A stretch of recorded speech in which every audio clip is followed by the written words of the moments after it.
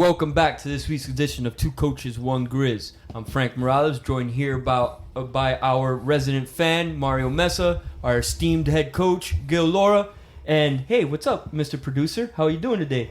Mr. Ace, back in the building. Gentlemen, we're going to jump right into it with last week's actions. Game of the week, Chiefs-Chargers. Mario, talk to me.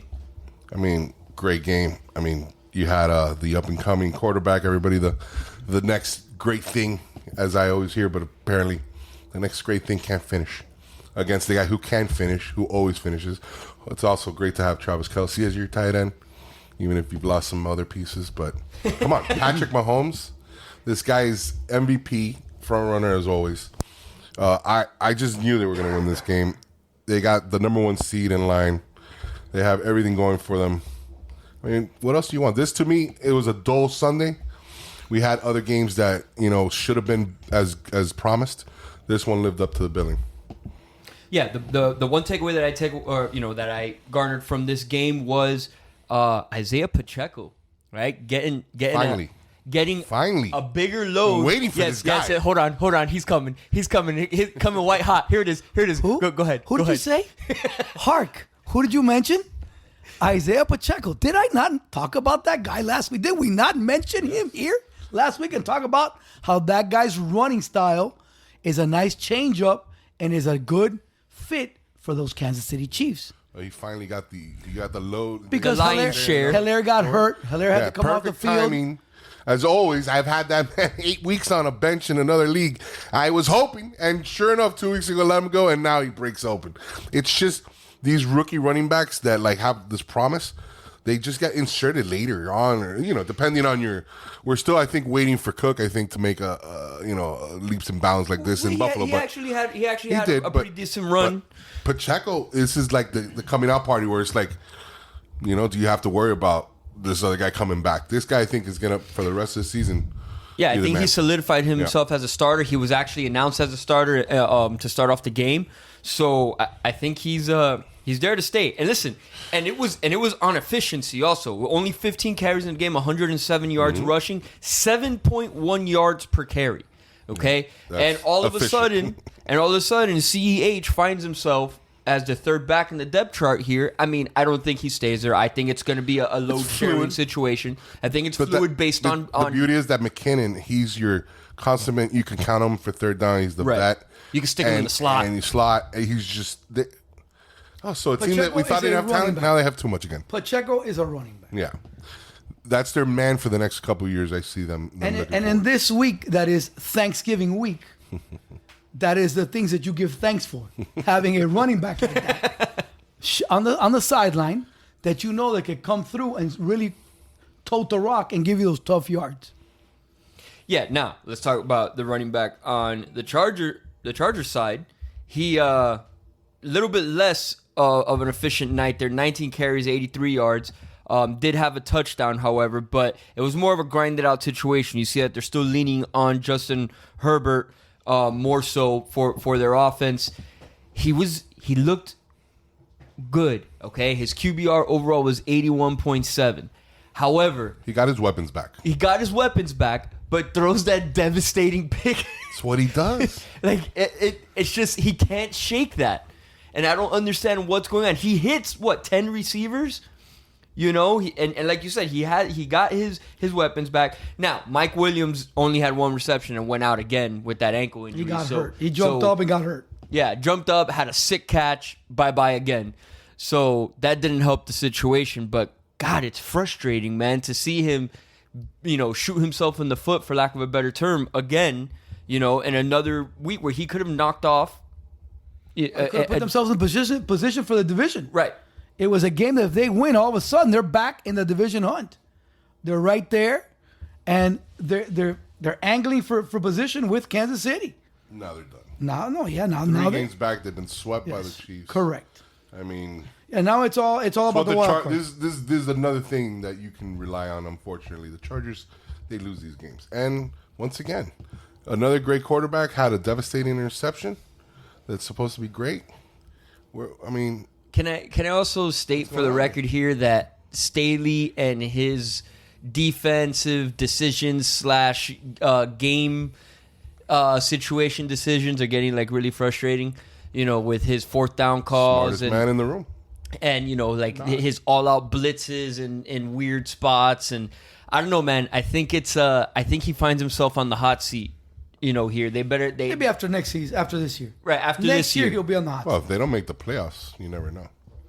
You know, young guy, he showed promise, but so man, you got to go with gut feeling sometimes, man. You got to lay off the analytics sometimes, but you know, we shall see. What makes you think that he doesn't go on gut feeling on fourth Oh, down? he's all about analytics there. Like he doesn't Maybe make his those. gut is a one-time, go for it. Sometimes they do, you know, coexist Coexist. together, and the gut goes with the analytics, but they're not making the necessary plays, and they have the talent. That team is loaded. They should have been giving the Chiefs all that and more, but not making the critical plays. Agree with you 100%. Now let's jump into some NFC action. Okay, here with the Cowboys and Vikings. That should have been the game of the week. Everybody was looking forward to that one. Sir, it was still the game of the week for some of us. It was still the game of the week for some of us. It depends how you Speak for view yourself. certain games. However, you see Mr. Cousins said, hold on, it's a 4:25 start. The lights are a little bit brighter. It's not 1 How o'clock. about them Cowboys? Bye-bye. 40-3, Dallas Cowboys over the Minnesota Vikings, and they really didn't have a chance after that. It was a romping, sir, and I haven't used that word in a while. And sir, we spoke about it here. We discussed it. We said that O-line was going to have issues. It's not just Kirk. That O-line was going to have issues. The D-line got to him. The pressure got to him over and over and over again. And the Cowboys were able to run the ball. They finally used Pollard in the backfield, out of the backfield. It showed his versatility and what he brings to the table over Zeke. Yeah, I mean, I think that's got to be the move, right? Like that's got to be like he's got to be the starter. Move. If they don't know it already, it's already been done. Oh, it's the worst kept secret in the NFL. I mean, the problem is the investment that's been made in Zeke. It's fine. That's the elephant in the room. Well, here's the thing. It's going to be put up or shut up time, right? It's a poop or get off the pot situation because, you know, like they already gave Zeke a contract. This guy's going to warrant a contract, a big contract as well. So what do you do there, right? Like, do you potentially play the same, you know, play in the playbook that you had? Again, you shoot yourself in the foot. You don't worry about that now. You go win a Super Bowl right now. Right. And that's another problem to have down the Correct. Down the road. You use right now this 1-2 punch. Yes. That if this is the best looking game from every standpoint, offense, defense, special teams, of any team this year, probably. It was the perfect game. However, it's not probably going to happen this perfect another game. Right. You're also coming from a Vikings team that just came off one of the most emotional wins you could ever think of, that they should have lost twice in the last minute, and they beat, you know, the so-called Super Bowl favorites. Yeah, I mean, quintessential letdown game, right? And like they were overdue. They've won a lot of games, very close. The writing was on the wall. The deep dive had it 100. They knew before anybody that was going to happen. However, not the score. However, it's 37 points on the road. I think I heard is the biggest road win ever in the history of the franchise. So you're not going to see that every day, obviously. They went from blowing the 2-digit. The 195-0, they went from blowing that one to the other side. We have different records set apparently weekly by this Cowboys team. Yeah. So Jekyll and Hyde, sir. That Jekyll is and funny. Hyde. But yeah, and even with that, you can look at the last 2 weeks. They have looked pretty good against, at the time, a great looking Packers game. And then this, I mean, they look great right now. The defense. You know, Jerry Jones came out and said this is a Super Bowl worthy team. Hate saying it, but the last couple games, say that. Of course, but you know, a lot of people agree in this time. Correct. Yeah, I mean, listen, the proof is in the pudding here. You have Tony Pollard, 15 carries, 80 yards, 5.3 yards per carry. And then on the receiving end, he's also the leading receiver on the day, six receptions, 109 yards, and 2 touchdowns there. Zeke, inefficient, right? 2.8 yards per carry. So you see what the situation is. He's your goal line back now. Right. Tony Pollard is the workhorse, right? He's just more explosive out of the backfield at this point.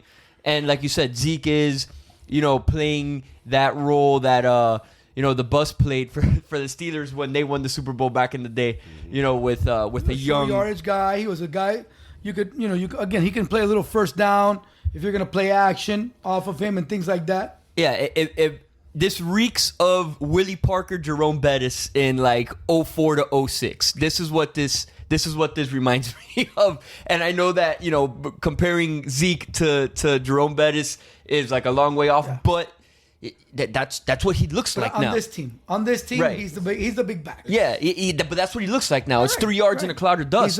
He's a big back. So, I mean, that's just my... And then also I just have to say that when you see both backup quarterbacks in the game, and them getting sizable statistics here, something was bad, and all you got to do is look at the score. So that's pretty funny on my part. All right, let's jump into the Jets and Patriots and the atrocity that was.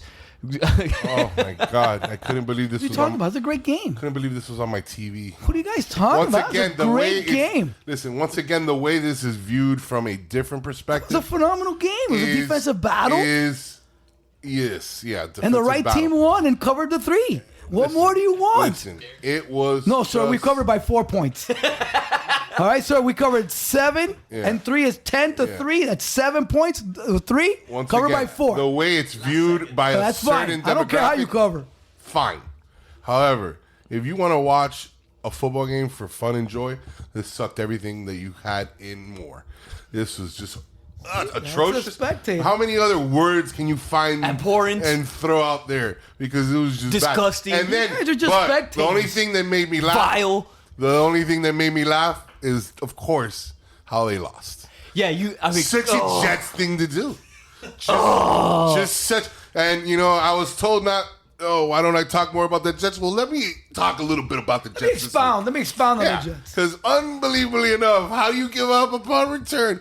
They don't return. This is the first one of the year by anybody. With 10 seconds left. With 10 seconds. They don't do that. They've done so many things to not have these happen anymore, and you give it up. No, and then unreal. And I said this to my wife when they set up for the punt, right? The announcer's like, "Well, looks like they're playing for overtime." And I look at my wife and I go, "He just set the kibosh." She goes, "What's a kibosh?" I go, "Watch."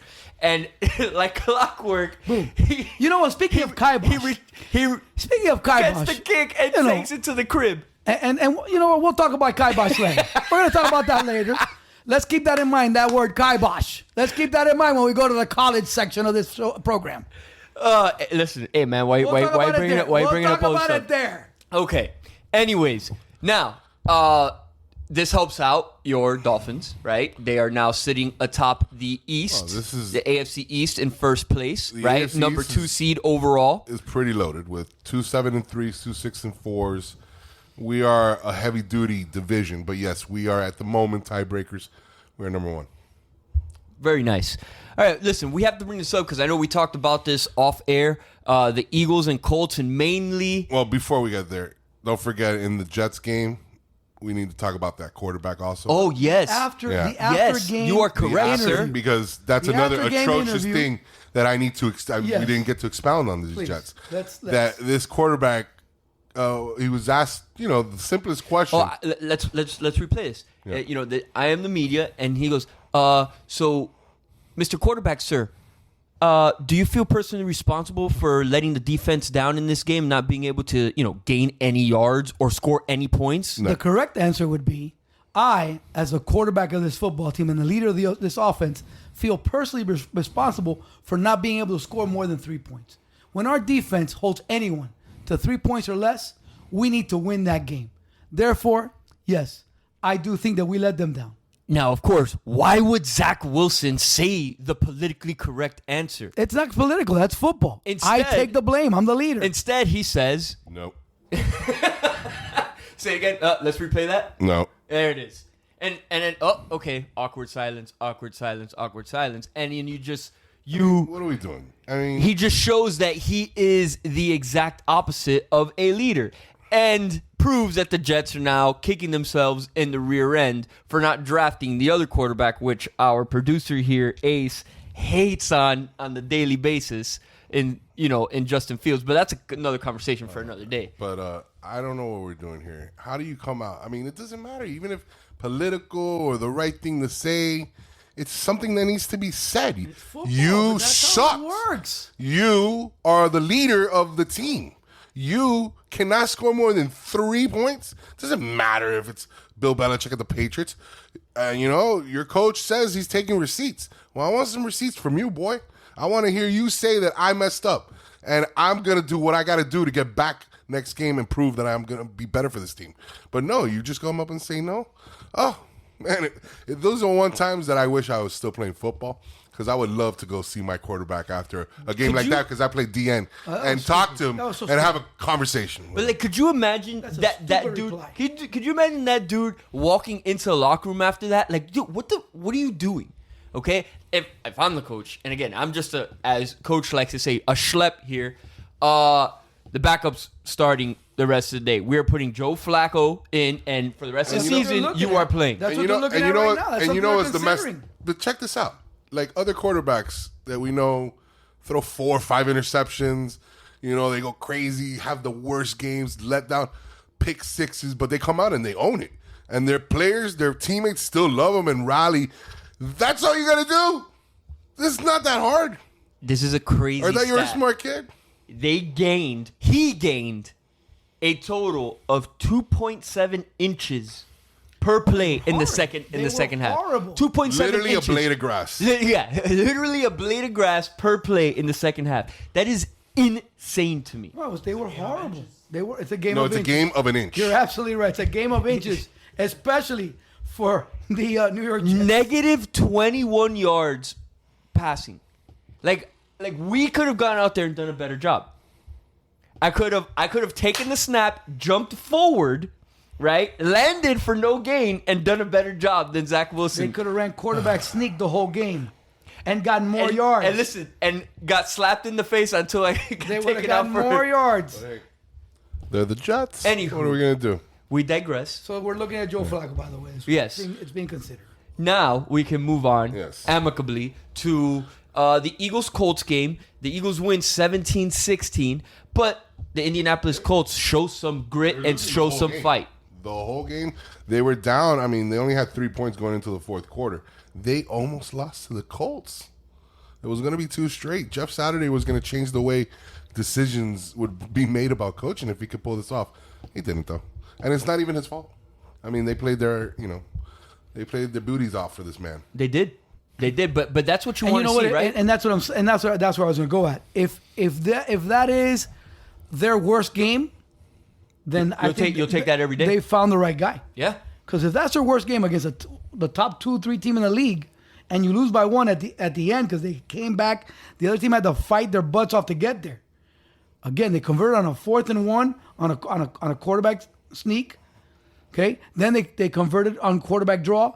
So again, Jalen Hurts had to take over for them to be able to win by 1. And look, Coach, and you brought this up, so I don't want to steal any points, but I think we all agree on this. It's just because the dude doesn't have any formal coaching experience in college or the NFL, doesn't mean that he knows what he's doing. He's a borderline Hall of Fame center, right? We can argue that. Played under some of the best coaches in the NFL, in NFL history, really, Tony Dungy, namely, and then had probably the second best quarterback, arguably, of all time. And second best because of rings. And had his hand, I'd say the most cerebral quarterback ever. Correct. The sheriff, right, had his hand underneath this dude's butt for 14, 15 years of his I don't career. think that's something we want to talk about a lot. But He's not a guy osmosis. Remember, we talked about this. It's a thing. Yes. He's not a guy, that's off the street who talks football and has never been in the game. He did exactly what you said. And once again, I keep thinking it's still, let's just have him for the season. If it works out, amazing. We found some amazingness here. If it doesn't, he kept us going for the rest of the year. But I think it's going to be a good end of the season for these guys. And I'm excited, man. I'm pulling for him. He's a good dude. He's a leader of men. That's the biggest thing that you need. When you're coaching at this level, it's not about the X's and O's as much as you're leading grown men who are making more than you. But no. It is about the X's and O's, okay? But it's... Coach, but you know what I'm saying. It's how your coordinators work, how you work with them, okay? And then how the guys listen to you. Okay, the relationship you have with the guys, how the guys feel about you. okay, and how you lead them. Yeah. That's what it comes down to.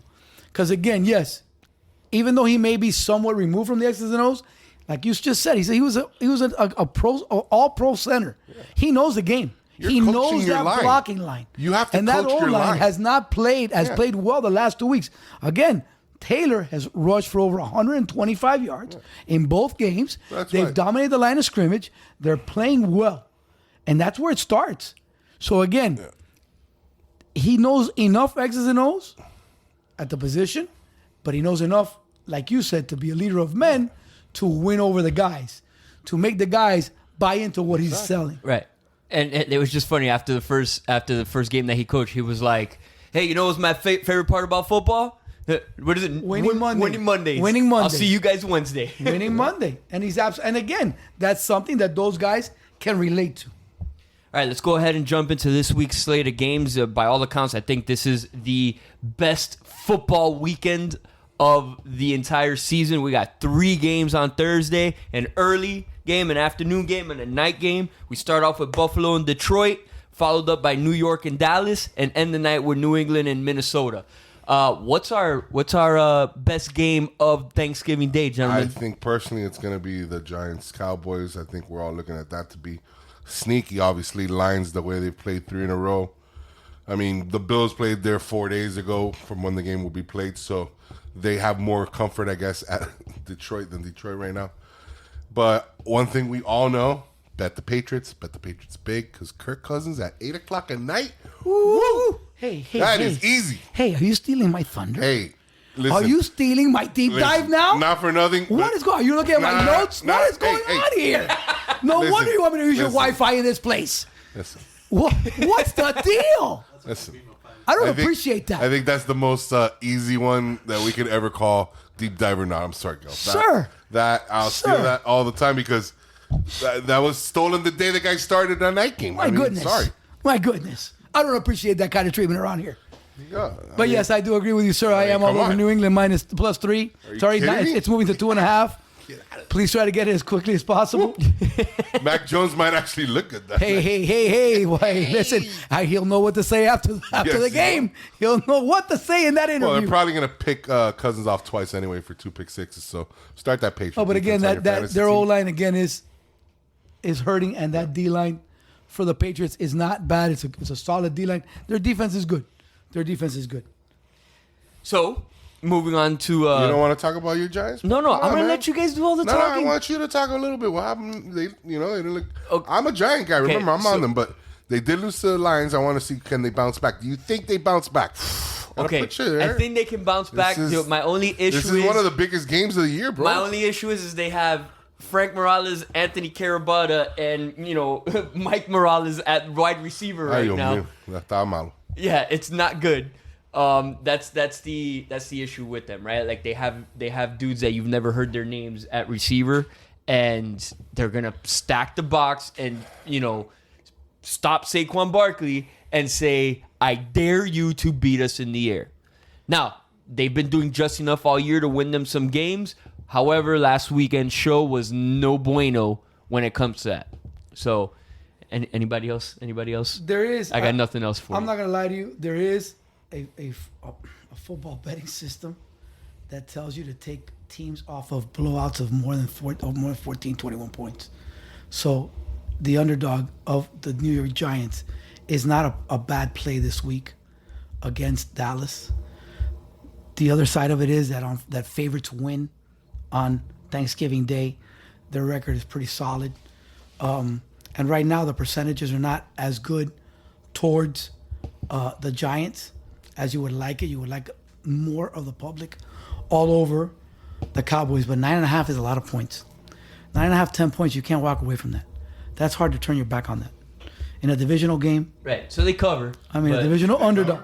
Yeah, again, 9.5, 10. About to break? No, I wouldn't say the glass slipper is about to break, but again, 9.5, 10 points in a divisional game, to me, is too many points. And again, you're getting a team off of a double-digit blowout. Everyone's talking about how bad the Giants are. Oh, how can they beat these guys? They don't even stand a chance. Take Dallas, lay the points, So that's where you kind of look at the underdog to go ahead and get a cover or keep it close. And again, it's a divisional You know what I believe in division games? Exactly. They're always slobber knockers. So, heard that. The only game I see on a Sunday that is worth talking about here in this slate of games is Tennessee and Cincinnati. I feel like that's going to be an interesting game. Cincinnati getting healthy again. Tennessee rolling downhill a little bit. Other than that, man, I think this is just your generic week in the NFL. Coach, I mean, the best time of the year is this time for football because it's on Thanksgiving, the best football, hopefully. Monday night, Steelers and Colts. Ugh. Packers at Eagles Sunday night. Obviously, I was hoping that would be a little better because if they would have won last week, would have made it interesting. But I think it's realistic in the next couple of weeks. It might be the shutdown for the Packers. But let me tell you something now. Unless the Eagles have looked bad. Unless those 2 tackles all of a sudden, under Kasu that they picked up out of some cave, okay, and dressed them back out again, and the other young man that played for the Chargers, unless those 2 guys all of a sudden become world beaters, they're going to run the rock down their throat. Yeah. And they have been bad against the run. So, again, play action could hurt them. And, I mean, I don't know what Dobbs' situation is coming back. If Dobbs is healthy, I don't know if Dobbs I don't know what his timetable was. I'm hopeful because I told you, I'm still hoping the Green Bay Packers can salvage something, but it's just, we'll see. It's going to be an interesting game. It's definitely going to be a game to watch. And there you have it on this week's slate of games. Looking forward, gentlemen. That was good stuff in this first segment. Before we close out, I'd like to mention our sponsor, General Carnitas Gourmet Meats. Choose them. Visit them at generalcarnitas.com for all of your premium selection of game day meats and holiday meats. We'll be right back with some college football. And we are back to cover last week's action in college football. Side note, this section brought to you by Prodigy Coaches. Go to prodigycoaches.com for all your test prep and tutoring needs. Gentlemen, we're going to jump right in here with TCU Baylor and the banger that was this weekend. Coach, take it away. First of all, I thought it was a great game. I thought that Baylor came to play. But Baylor defense showed up. The offense, I thought, did just enough to win. And if some of my friends would just be quiet and not say things, they will not put the kibosh on us and take away that game. Okay? Because, again, when you have no skin in the game and a team is winning that your buddy said, hey, bro, watch that game, watch that team, you don't put it out there into the universe. Hey, Gil Laura called it. When there's still time left on the clock. Sir, you called the game for Baylor, for Baylor to cover, yes, not sir, to but win. There's nothing sweeter. There's nothing sweeter as a player, as a gambler, that when you pick your team, they win outright. When you're underdog, playing against the number 4 team in the country, undefeated, wins the game outright. There's nothing sweeter. Did you or did you not win the same amount of money, sir? You took that away from me. You gave me the cover, which is fine. I take the cover, but you took away the pleasure of coming on this wonderful broadcast and saying they won outright. You took a -3, Poppy. No, we're plus good. 3. Plus 3. I'm sorry. We're good. We were okay. Okay. We're doing better till you open your yap. TCU squeezes it out against the Baylor Bears, 29-28. Dude, impressive the fire drill that they had at the end of the game to kick the game winner. Okay, and if you don't know what a fire drill is, they decided to run one more play, a run play, so that way they could get the ball in the middle of the field, and without scoring calling a timeout, they had the offense run off of the field and have the kicking team come out, the field goal team come out, and kick it with about 5 seconds left. As the clock is running. It was something that we haven't seen in, 10, 15 years. No, it's not something that's usually done anymore. Usually people keep their timeouts, kill the clock, et cetera, et cetera. TCU had used up all their timeouts on the previous Baylor drive. To get the ball back. To be able to stop it. I'm pretty sure they would have done the same thing had they had the correct timeouts. But if they don't, it's a good thing they were taught that during the week. Yeah. And that's the beauty of it. Do what's right. Call the timeout, have everything set. You don't want a false start. A lot of things can happen there, but if coached correctly, beautiful things like that happen. And then people lose their minds when they see it like they've never seen it before. Right. Because that's how far we've gone now in this new age where we've forgotten how to do certain things quarterback sneaks, like in other sports, people forget how to bunt the balls. Like, we forgot how to do all these things, and now they go back to do them, and they're like, oh my God, did he do that? And you're like, it's football. It's called coaching. That was incredible. Oh my God, that was incredible. The coach did it. He came on and said, yo, we did this during the week. It's impressive only because, and as they said on the telecast, one person not set or makes a move, right? That's it. It's game over because you have a 10-second runoff and it's they don't have down, no timeouts. You literally have to do everything perfect. So that was great. But there is something to be said about TCU's kind of perseverance there, right? Because they come back late in the game, they score the touchdown, right? And then they have to go for 2 because they missed an extra point earlier in the game. And Dawson, correct? Am I getting the quarterback's name right? Okay. Duggan. I'm sorry, Duggan. He comes in and kind of tries to, aim for the running back instead of just throwing it out there for him, and just right off the mark on the running back, and they don't get the 2-point conversion when the dude was open, and you thought that was the game right there. But they dig their heels in. TCU comes back. They get the stop, like Grizz said, with the timeouts, and they get the ball back, and perfect, and I mean perfect, 2-minute drill to get them in position to drill that field goal. Great game all the way around. Losing my mind that last quarter. Game. It was a great game. And they're still alive for a playoff berth. Yeah, they're 11-0. They're number 4 right now in the CFP rankings. Gentlemen, do we see them making it? Do we see them going the distance? They're going to go to 3 now. Listen, they're going to move up. Yeah, they should be in the top. I mean, they've got no issues being in the 4. They're very good. Remember now, Michigan and Ohio State play this week. Play this weekend, correct? So again, anything can happen in that game. Okay, you're gonna be at 3 no matter what. If it's not this week, the next week, as long as they just got to beat Iowa State at home and whoever they play in the Big 12 championship. This is the next game we're going to talk about. We've taken one team out of the mix that a couple weeks ago was in the mix, and now they're gone, just like that. Remember, chaos happens, and people think, pencil them in, they're in. But what happened? Tennessee got exposed. Jumping right into it. The Gamecocks coming in hot, beating Tennessee Volunteers 63-38. Spencer Rattler having the game of his life with 438 yards passing and 6 teeters. But the bigger story here is Hooker, pretty much out for the rest of the season with a knee injury, with an ACL. And like Grizz said, they're out of the mix completely, right? Like they may win their last game, but it takes them potentially out of a New Year's Six bowl as well. Well, no, I mean, they're not out yet. They got to win the rest to be able to be in a New Year's Six. New Year's Six. Right. They got one game. It's Vanderbilt, which they should win. So again, we'll see how this game works out. Again, their quarterback being out hurts them as far as notability, right? Identifiable. Which players. bowl game picks them, etc. Correct. Because you'll have a man down that changes that team probably. So it's sad because you had a couple weeks ago, like I said, new blood. Tennessee is coming back. It's a good program to see back in the mix, and one loss against obviously the best team in the country, Georgia, but then losing this game that Gamecocks last week, I think were blown out by the Gators by like 30 points. You didn't see this. You didn't see 63 being dropped on them.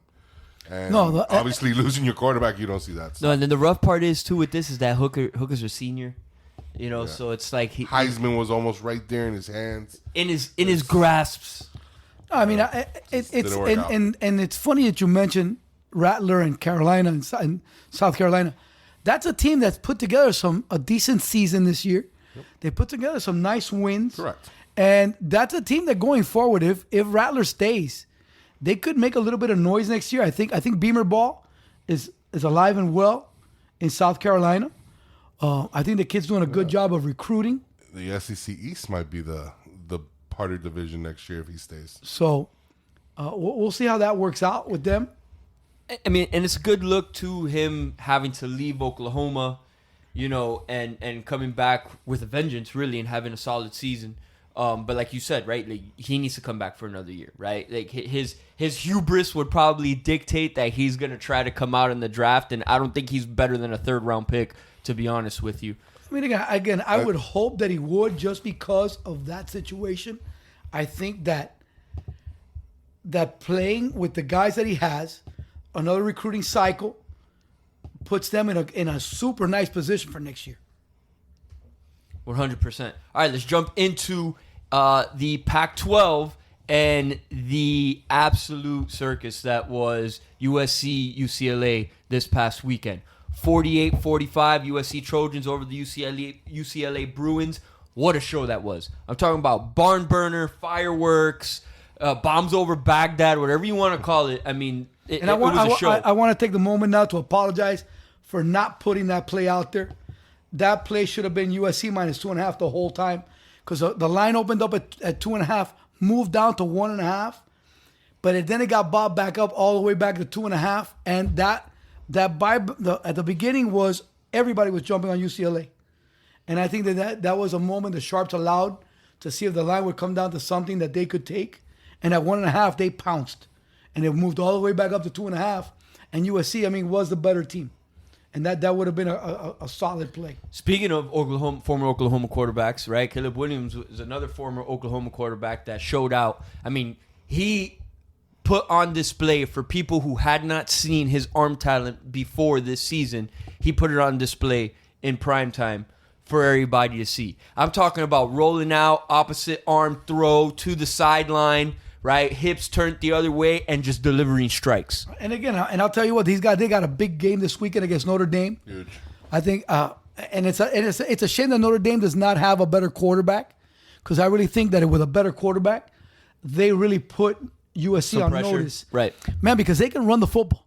And USC's defense is susceptible to that. And the Notre Dame defense is good. The Notre Dame defense is one of the better half in college football of defenses. Yeah, UCLA put up over 200 yards rushing on them, so definitely. That's my concern there. They're exposed on the running. That I would have leaned towards Notre Dame this week as a dog, but that quarterback situation concerns me. Right. And the game is at USC.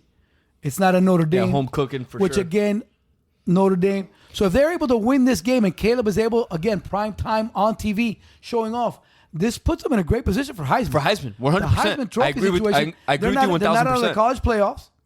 So again, You win out, you have college playoffs, you win out, you have 3 great games against 3 ranked opponents. Correct. That definitely puts you in the Heisman watch. For sure. And you know what the crazy part about it is? Like, this guy's a true sophomore.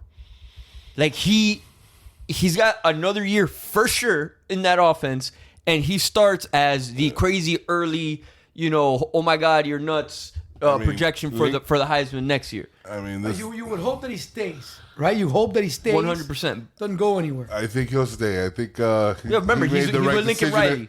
He made the right decision to follow his coach to USC, and I think if he stays, definitely if he doesn't get the Heisman this year and he stays, front runner next year for it.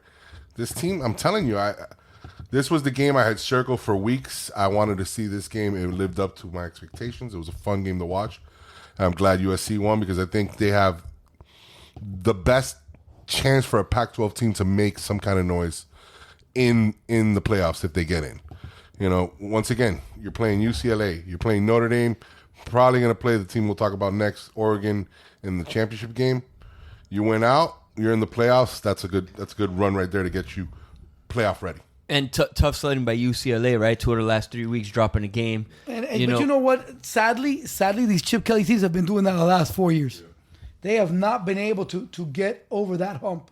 But I still think this is the best. The fade, the second half fade. I still think this is half. It really is. I still think this is his best. Correct. UCLA team he's had, and the losses. Yeah, some losses. They've been close, and every game, the Oregon game, maybe not as close, but I still think this is his best season. And it's just he's gonna go to the Big Ten, so they don't have to worry about this. They're just gonna have to worry about Ohio State and Michigan every year. 100%. Now let's jump into this second matchup in the Pac-12, as the Grizz alluded to. Oregon Ducks. They beat the Utah Utes 20-17, and we're headed for a matchup of the USC Trojans and Oregon Ducks in the Pac-12 championship for all intents and purposes, right? What do we see there in a quick little preview as we close out this segment? Well, I mean, like I was saying, if they didn't play Oregon this year, so we don't. It'll be nice to see what this game brings. It's going to be a tough game. Oregon's going to bring it. That would probably be the play if they were to play. You probably have Oregon as a dog, I would assume, though. I do think. I mean, Is again, the game is it playing in San Francisco? I don't see it more than a 3-point dog. I mean, I really do think that the Oregon offense is good, and they showed that the other night. As long as Bo Nix is in, that offense can play. The defense plays very well as well. I think Dan Landing was able to get a bunch of good guys. I think Mario left the cupboard full. Right. He didn't do them dirty. And again, I think with what Landing does and the things that they do on that defense, I think it's going to be a tremendous game. And again, we go back to that whole situation of, hey, here we go. USC has all these guys in front of them, and they're showcase games. To get in and for Caleb to be able to have a shot at the Heisman. So here's my question for the two of you, right? USC, is this like, if they win, they're kind of setting themselves up regardless of what the score is? Or do you think they really have to win big, like they have to bang the brakes off of Oregon to put themselves? They don't have to bang. Remember, Oregon's a 2-loss team, okay, and it's because they lost to Georgia, which again, number 1 team in the country, and they had a stumble. Okay, they bounced back. They beat Utah, played very well against Utah. Okay, and again, they're beating quality teams. The Pac-12 has been a competitive. There's 6 teams right now that are ranked in the top 25. Unlike other years where the Pac-12 has only been 1 or 2 teams. Exactly. So I think when you have competitive teams, they're gonna one's gonna take a bite out of the other one, and I still think Oregon playing them. As of right now, I think if Washington wins, Oregon loses next week, it might be Washington. Because I see right now a 7-1 and 6-2 Washington would have the tiebreaker. So it's either going to be Washington or Oregon to play USC. USC wins out, they're in. The Tennessee loss, and that game against Washington isn't easy either. That's going to be an over. Correct. That's another. I mean, you bet the over on that game. Washington, because they're gonna score. Each team's gonna score. Like I said last week about this game, that was a 100-point game. It's the same thing with Washington. Washington's 9-2 as well. They're going to score. Yeah, this that is why to me exciting. Yeah, this is why to me USC just wins out. They're in. We're talking about Georgia wins, right? They're in. Winner of Ohio State, Michigan's in. If TCU stumbles, that's even more of a reason. Right. I mean, they're in with TCU in, I think. Hell, that's why you got to be careful. Alabama still might have a breath of a chance to get in. You have, if Clemson wins out and TCU loses and USC loses, they could sneak in.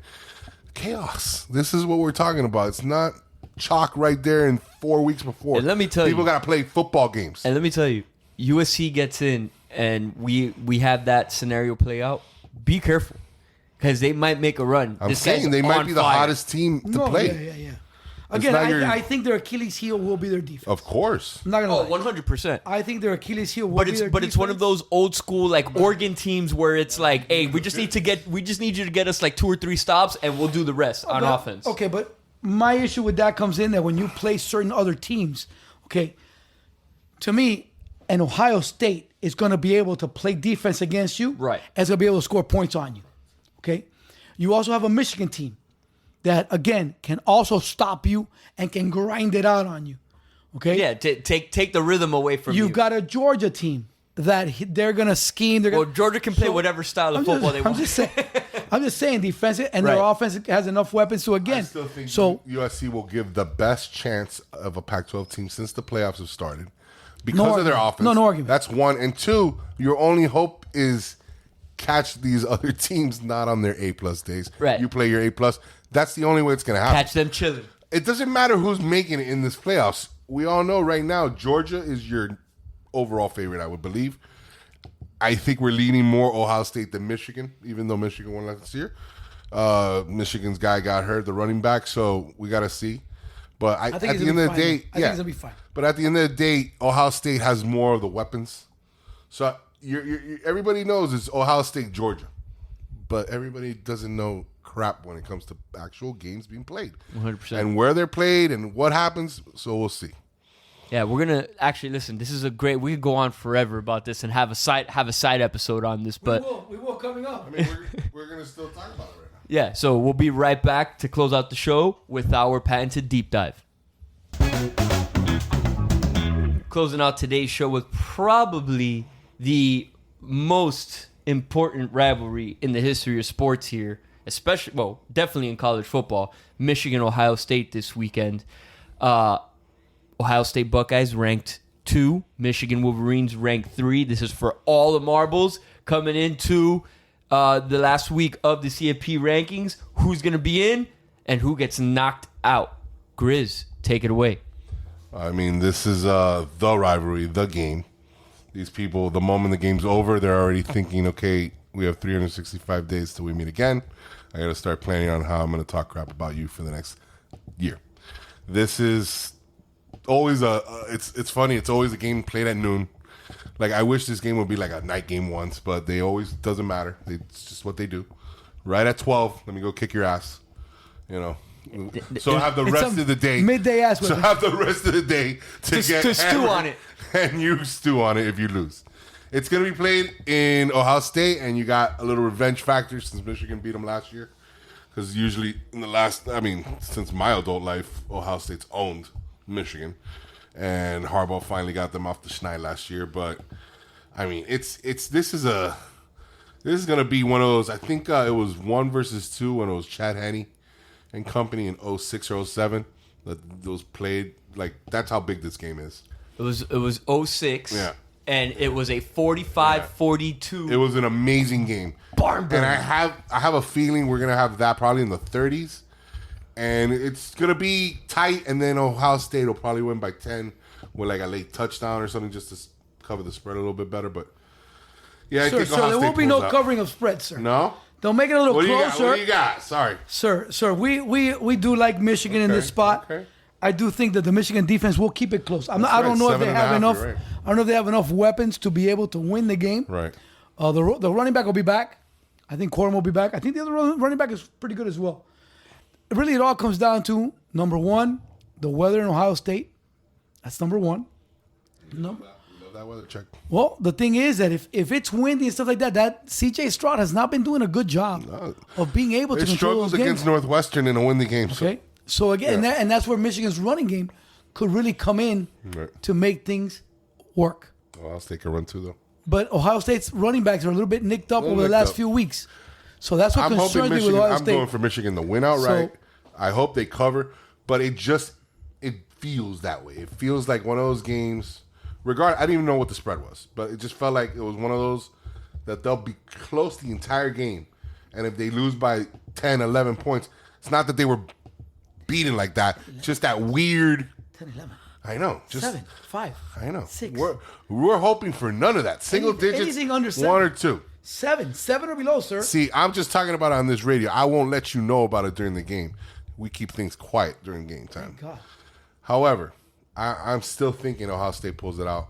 Once again, not that I want it. It's just this is what it's going to happen. Oh, I'm on Big Blue all day here. Blue and maize. Give it to me, because I hate Ohio State. We're not going to go into the reasons why. Oh. That's just, I spent enough time up there to know that they're the most atrocious fans ever. But I've been in that stadium, and that is a legit home field advantage. Bump that. Go Michigan. Big Blue, baby. Let's go Wolverines. Let's make this happen. I need this to happen. From my heart. Okay? From my soul.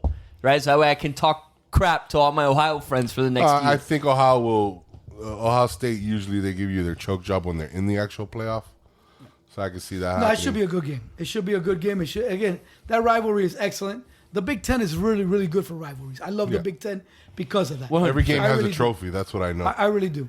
And that's good football. Speaking of rivalries. Trophies all around. Speaking of rivalries and trophies, let's look at the Civil War. Oregon Ducks versus the Oregon State Beavers. 12 versus 23. Talk to me about this one, gentlemen. Coach, take it away. I mean, Oregon State plays good, gritty football. Their quarterback's a tough kid. He just came back off of injury after 2 or 3 weeks. So it should be interesting. Oregon's got everything still to play for. I think they have a lot at stake. Even though they're out of the playoffs, I think the Pac-12 is important to them. Listen, going to the Rose Bowl should not be something that is sniffed overlooked. at, and they have a chance, regardless if they don't make the playoffs, to go there. I'm going to go with Oregon State here. This is, a sneaky 8-3 team. They played tough all year. This is in Corvallis. You know, I was questioning about this rivalry. You're taking the home dog. You're taking the home dog in the Civil War, baby. I looked at him like, I'm taking it. Listen, I like it. I'm taking the home dog. I like it. But you know more than anything why I like some games. This is a uniform lovers game. These guys look hot. Both teams always look good. They're coming out. We're talking about obviously with Oregon, who changed the game with Nike in general, and Oregon State's like, we ain't too shabby either. But let me tell you, this game, watch this game. Always a fun game, the Civil War. It is. I mean, the name of the game's called the Civil War. We got problems. You know what I'm saying? And it's especially when they're good. Yeah, they've been trying. You know what I'm saying? They're trying to be politically correct lately and take that away. Nah, they shouldn't. And of all places, Oregon. Correct. And you have exactly. And you have Oregon. I'm telling you, Corvallis is going to be rocking. So watch this game. I love that it's at 3:30. Get to watch that right after you get to watch the Michigan Ohio State put a little Civil War on your action. Yeah, it's going to be some good stuff there. And then you mosey right on at 7:30 for our next game. What's our next game? You're wigging me out here. Oh my God, I'm throwing you off base. You're throwing me off base. Let me get you back. Let me reel you back in, buddy. USC and Notre Dame. Oh, there we go. USC Notre Dame. We couldn't ask for a better 3-game setup to watch.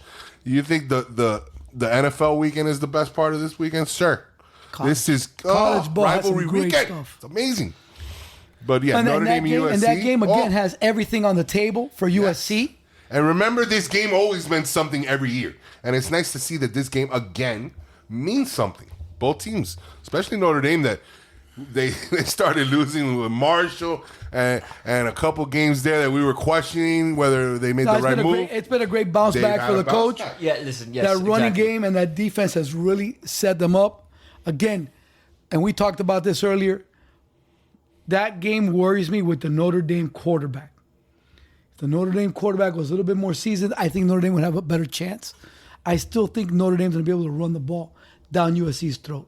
So we'll see how this pans out. We've also come a long way from the Bush push here.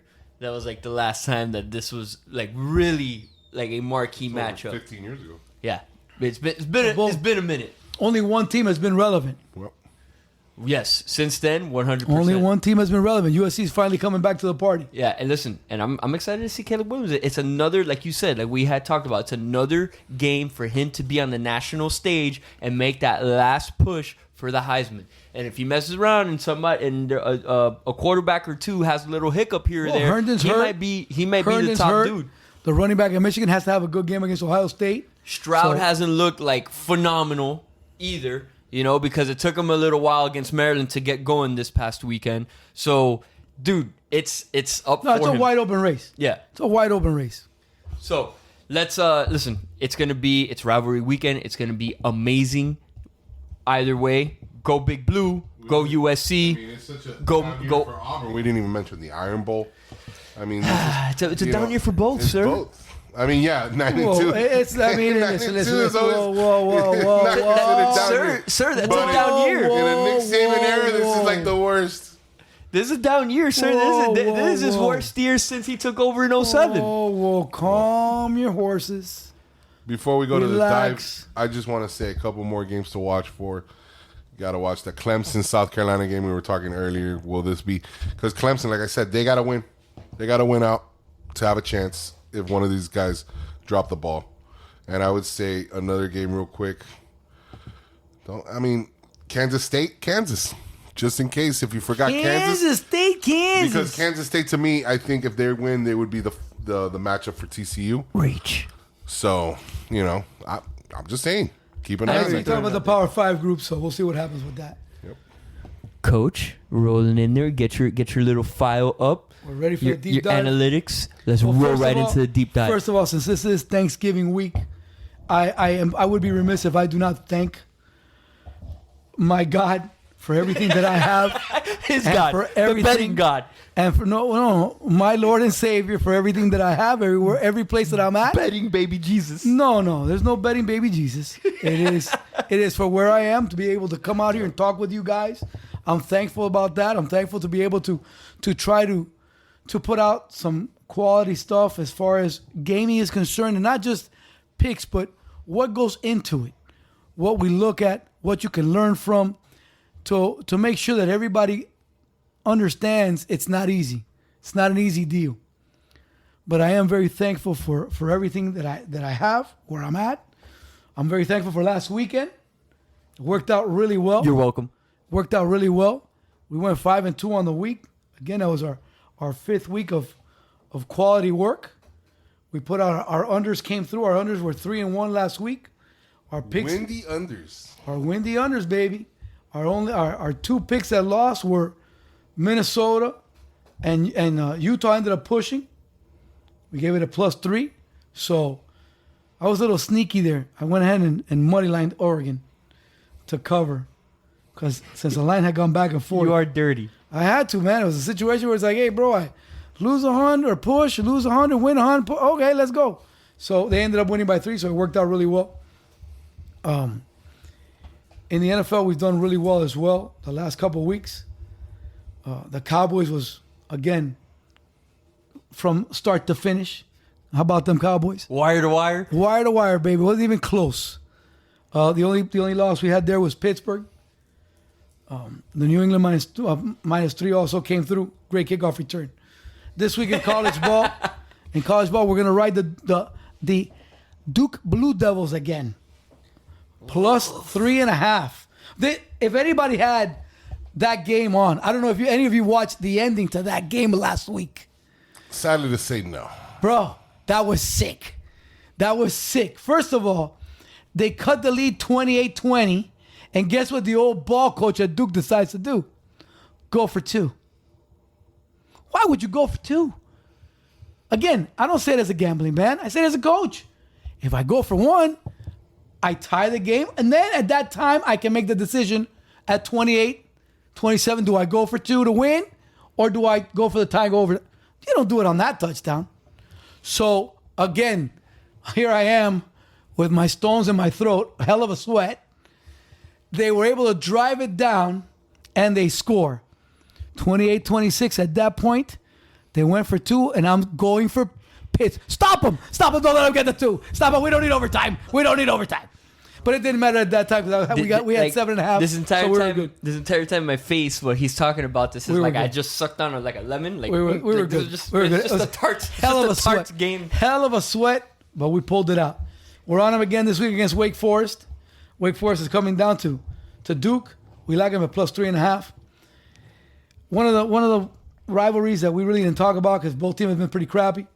We're gonna take a small part in Arizona State +4 against Arizona. Arizona's been the better team, but we like Arizona State. I think it's too many points. I've got Louisville +3 against Kentucky. Again, I think Kentucky's a solid team, but again, I think it's gonna be close. We talked about this team off air. As one of my compadres here likes to kibosh my picks. I'm going to take Memphis +4.5 this weekend against Southern Miss. It's going to be a tough game, but I think that Memphis can keep up with them.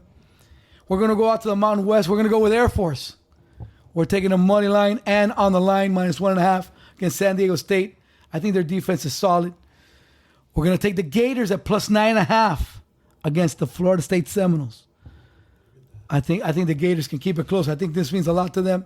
This game is huge for them, especially how well the Seminoles have been doing. Big for recruiting. It'd be big for the Gators to be able to keep it close, if not pull off the straight upset. We got some windy unders for you. We got Baylor and Texas under 55. 2 good defenses there. We got Wyoming and Fresno State under 50.5. Rice and North Texas at 59.5. And we got a nice, dirty, saucy one. Southern Miss and Louisiana Monroe under 51. You gotta get saucy sometimes. You gotta get dirty. Bruh, I feel like I just want to end it right You there. gotta get a little dirty. We're on the Patriots, as we mentioned earlier. We're on the Patriots +3 this week. We also like Jacksonville +4 in the NFL. We like the Jaguars +4, 4.5 in the NFL. Any other picks, we'll put them on our Twitter site. We're still putting some things together for our NFL. Probably about 2 more picks. God willing, we stay hot and we keep things rolling. It is a very, very eventful football weekend, to say the least, gentlemen. Grizz, Do you have none of your dirty parlays? I have nothing this week. I'm taking a break. It's a Thanksgiving thing that I'm trying to say. Relax on the parlays right now. Relax. We're gonna get it right. We're gonna get one right before the season's over. But relax. This is one of those weekends we just sit back, relax with the family, watch, enjoy the games. I don't want to, our man here has to do this because he is a genius and he lives by it. No, sir. I'm no genius. You're a genius to me. I'm no sir. genius, sir. I don't care. No genius, sir. But we already have a savant. That's why. Who? And it's not me. I don't know what you're talking about. You're not a savant. You're my genius. However, Thank you, saying Chris. that Thank I you. need a Thank break. Like I said, I want to enjoy this weekend for what it is. A good watch. Of all the, the Canes, their rival, the Panthers. Woo. Great game. Hopefully we pull that off and finish our season 6-6. Can't wait. That might want to be one of the picks late on Saturday if we're doing real well. Yeah. We might be a homer and take the home dog if it's at 6.5, 7 there. Goo. I'm not even going to think about that. Just like I said, I just hope they play well. Show face, finish the season strong. And that's pretty much the football weekend. Just enjoy it. Just have fun. This is what we live for. And it's almost over. Remember, it started a couple months ago and it's almost over. This is a sad thing about football. It comes so quickly and leaves us so quickly. So enjoy it. Grasp it. You have one of the best weekends to watch the games. Are we gonna talk about the other football that's going on? Football? El football. Now this is, there's other things happening besides football. We do live in a world where things happen. And right now it's taking place. I'm not a soccer guy at all. I'm not a football guy. But the World Cup is on and we must make note of it. USA played yesterday as we're taping and they tied. That's what soccer's about, I guess. People tie. And, apparently it was a good tie. Some people, apparently it was a bad tie. We got a point. All I know is we're on the board. But I remiss to say the people talking about the craziness happened today where Argentina had won or was unbeaten for 36 straight matches. They hadn't lost a game since 2019. I think they were a game away from tying the all-time record of 37. Happened to lay an egg to the Saudi Arabs. Saudi Arabia. Saudi Arabia. I mean, they were The Saudi Arabs. I mean, I don't even know what to say. They're not supposed to play soccer well, not against Argentina, and apparently they did. And it's surprising. Messi had scored a goal. It was 1-0. What happened? Man, this is Messi's last year. He's retired. Oh, of course. This is Messi's last year. This is his fifth World Cup. Once again, there we go. Before he comes to Miami to play for the Flamingos or whatever. And he had, they were the second favorites to win the World Cup. They're not out of it. I mean, just as recently as 2010, Spain was the favorite. They lost the first game. They did. They happened to win the next two games in the group. They did. They moved on and won the whole cup. They did. So it's not over. Having said that, if Argentina loses one of the next two games in the group, they're done. Gone. Peace. You're out. And that would be amazing because I'm a big fan of the ultimate choke jobs. And I mean, Argentina is every other sports team's worst choke team all put together in one. They really are, though. They really are. When it comes to the biggest events in the world, they win all these games, apparently. I didn't even know they had won for 3 years. And then how do you lose in the World Cup your first game? Against a team that is like... This is a team that all other teams in the group, this is where you're supposed to score goals and pad your scores. This is like a professional team going up against a high school team and the high school team pulling out the upset. I mean, this is essentially what this is. I wouldn't call it a high school team. Listen. I would call it a D2 playing a top division team. A D3 coach. Or a D3, whatever. I'm just saying. A D3 playing an FBS powerhouse. Listen, No, but don't forget that these are teams made up of the best of their countries. Correct. So some of those guys do play, and Right. I mean, Not to make But this specific country shouldn't score anything against this specific country. Right. And Not to make 99 this- other games they'll win. Argentina. Not to make Correct. this a long drawn out discussion, but we're talking about their best of the best is still a JV squad for high school. But hold on. against their is not. best of the best Also from listen. no, Argentina. I think you're downplaying Saudi Listen. Arabia way too much. No, I'm not. I do. Listen. No, not you. Not you. I'm talking about him. Well, he goes to these weird extremes. Hyperbole, sir. They did have apparently. I didn't watch the game. Like I said, I'm not waking up 5 a.m. to watch. No, I'm not doing that. Argentina versus I'm not doing Saudi that. Arabia. I got things to do in life. I heard there was 3 goals that were taken back because of offsides. Yes. So there's a little questions there. Apparently, there was 10 offsides total in the game for Argentina, 1 for Saudi Arabia. This is being played in the Middle East in Qatar. The fix is in. Who Cricket. knows? And the Saudis had 3 shots on goal and scored twice. I mean, the Argentina goalie, you got one job to do, man.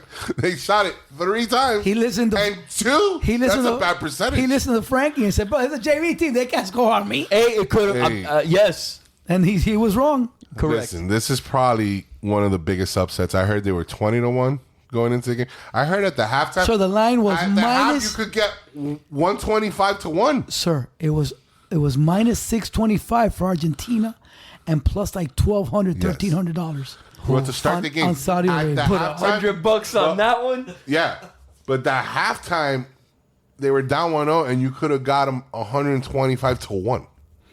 And again, not just 100. If you only put $50, you get 600 back. Nice. You spend $50 at Starbucks on a croissant.